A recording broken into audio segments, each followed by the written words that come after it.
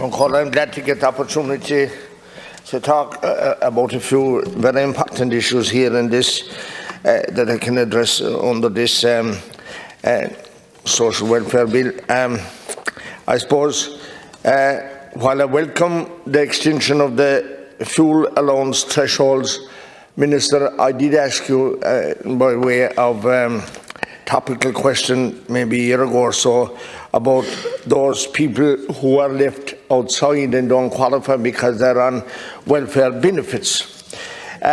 For instance, a pensioner living with a cancer patient on illness benefit, they will not qualify for fuel allowance. People on contributory payments, job seekers benefit, illness benefit, enhanced illness benefit, occupational injuries benefit, maternity benefit or disablement benefit. I raised this before with you, Minister. This is entirely wrong and not acceptable, where these people would not have gotten benefit payments if they hadn't paid stamps in the first place. And to think that these are ruled out of fuel allowance, it's very hurtful to some, and they have they're making it known constantly that they are left behind. The issue and the cost of fuel is hurting and hitting so many people. And you're saying you're going to do something now about a cap. It's far too late, and it's not enough. I mean, the cost of electricity and the way the electricity companies are raking it in and making their profits have tripled. Does that mean as well that the government is taking 3 times the amount of tax?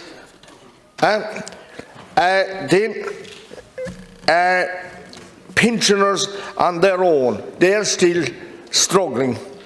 They're struggling, maybe a couple that are on 2 pensions, they're just barely surviving, but pensioners on their own are really struggling to pay for everything, to pay for an old car, to take them, especially people in rural Ireland. They have no public transport, and they are really struggling. Young families, like has been said already, who are working and who have to leave their children into creches and have to pay babysitters, and who are paying the extra cost for fuel on the road and paying for everything. Anyone on the road is murdered with extreme costs. And the cost of fuel over €2 a litre, whether it is diesel or petrol. It's not acceptable, Minister, and he promised he would do something about that in the budget, and honestly he didn't help those people at all, and those people are actually keeping us inside here, paying for us with the extra taxes and excise and every creed and description of a tax that they are paying. They're driven down through the ground, Minister. And the other issue that we hear regularly when we press the Taoiseach about some type of category of people that are under pressure, he tells them invariably to go to their community welfare officer, that they should be entitled to supplementary payment. Well, there's so many people that are trying to access and can't get access in their community welfare officers now, because there's teams of people there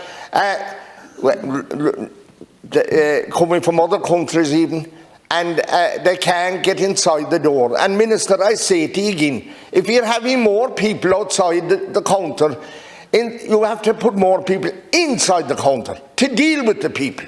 It only makes common sense.